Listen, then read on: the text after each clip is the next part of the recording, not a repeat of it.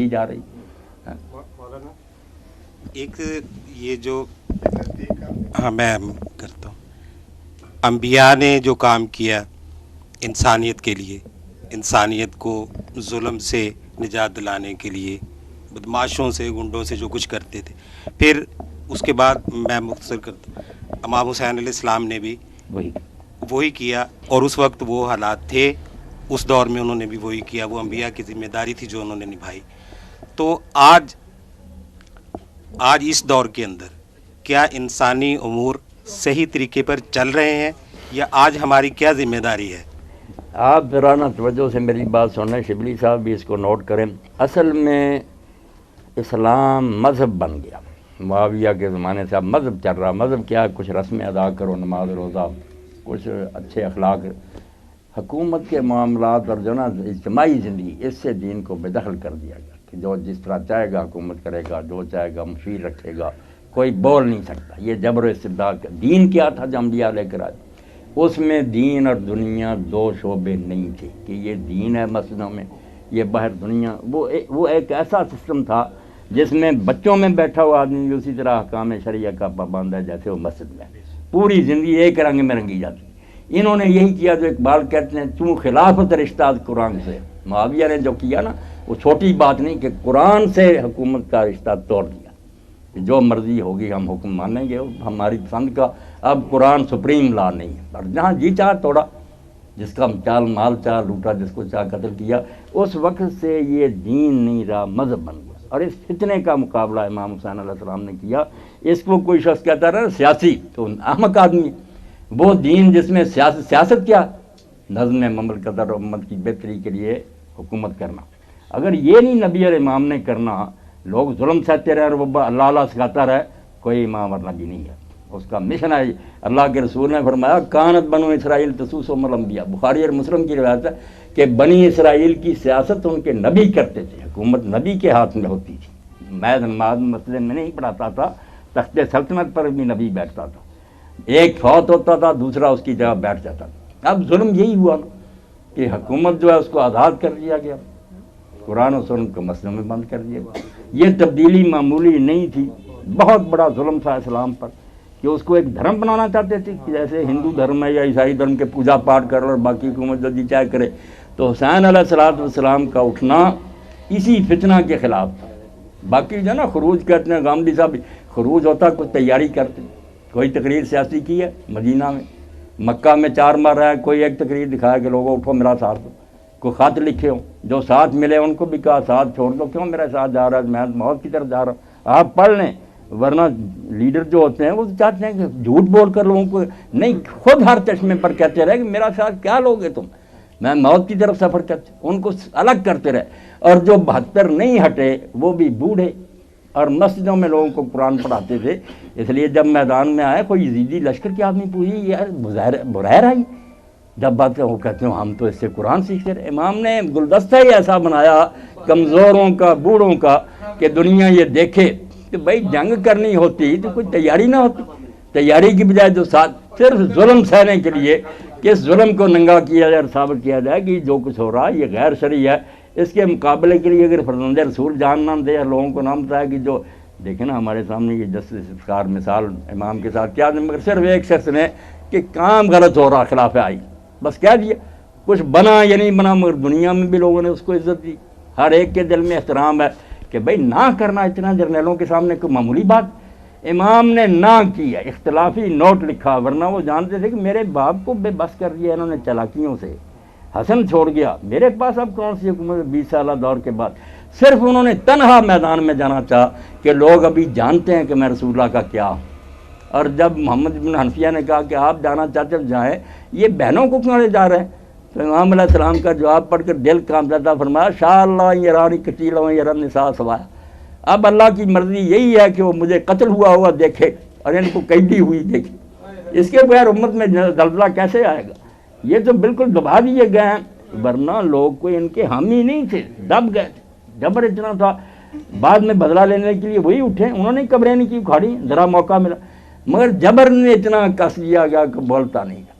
بالکل صحیح الفاظ ہے ہبت الدین الحسینی کے کہ امت جو تھی نا مکتوفۃ الید مکمومۃ الفم، منہ میں لگام دے دی گئی تھی، ہاتھ باندھ دیے گئے تھے، بڑے بڑے نیک لوگ تھے سارے، بول نہیں سکتے۔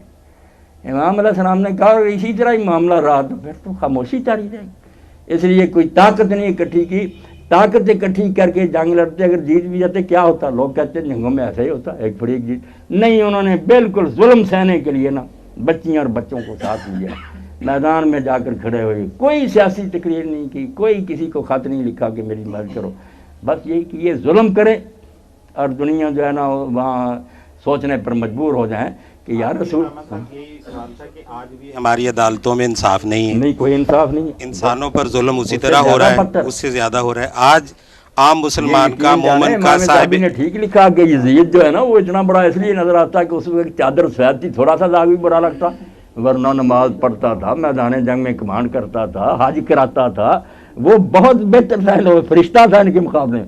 یہ حرامزادے جب تختوں پر بیٹھے یہ تو اس سے بے شمار گندے ہیں، مگر ہم دین سے اتنے ہٹ گئے ہیں کہ اس پر لعنت کرتے ہیں، ان کے جھنڈے اٹھائے پھرتے ہیں، زندہ باد زندہ باد۔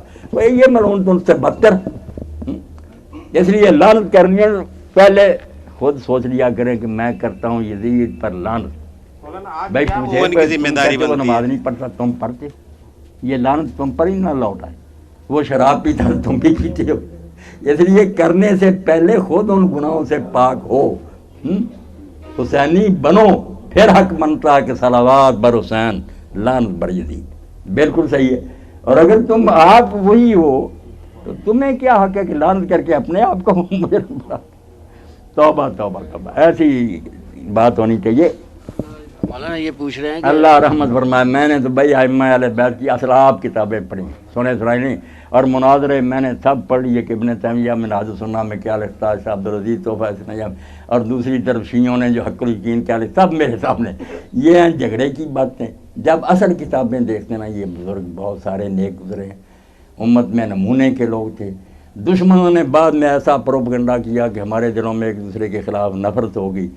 آپ ان روایتوں کو چھانٹنے پر آ گئے نا، پھر مسئلہ حل ہو جائے گا۔ جب بھی بات کر رہی ہوں کہ ابو بکر نے یہ کیا تھا، عمر نے یہ کیا تھا، پہلے اس روایت کے بارے میں ہم دریافت کریں کہ یہ صحیح بھی ہے یا بات کی کسی دشمن کی اڑائی ہوئی ہوائی، آپ کو پتہ چل جائے گا کہ سارے حرامی جو مسلمانوں کو لڑانا چاہتے ہیں ان کی شرارتیں، کسی نے یہ کام نہیں کیے، جنہوں نے کیے ہیں نا معاویہ یزید نے، وہ بالکل سب مانتے ہیں، وہ علم نشرہ ہے۔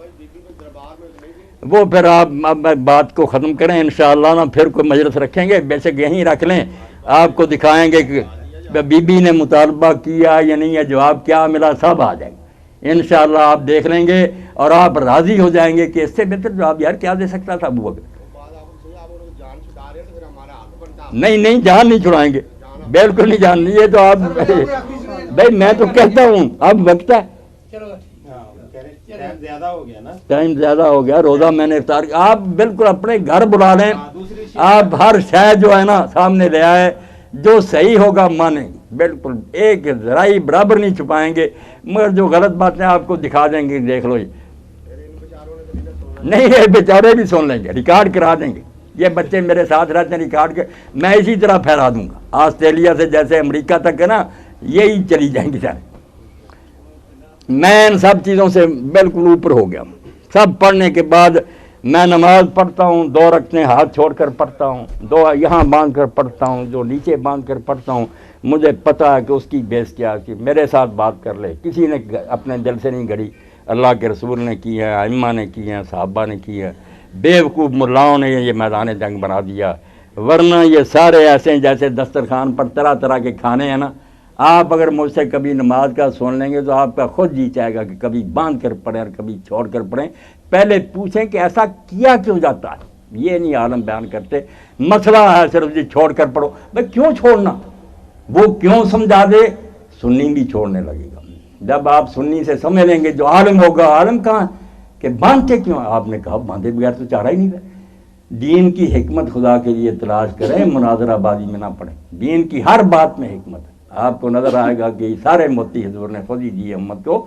اور ان میں سے ہر ایک اپنی جگہ بہتر ہے، مگر اس کے لیے وقت چاہیے، اب نہ تھوڑا وقت ہے، تو میں نے آپ کی خواہش کے مطابق حاضری دے دی، اللہ میرا حاضر ہونا اور آپ کا بھی آنا قبول فرمائے، ائمہ اہل بیت اور پورے خاندان رسالت پر اپنی رحمت نازل فرمائے.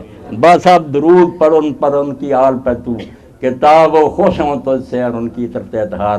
اللہم صلی علی محمد و آل محمد.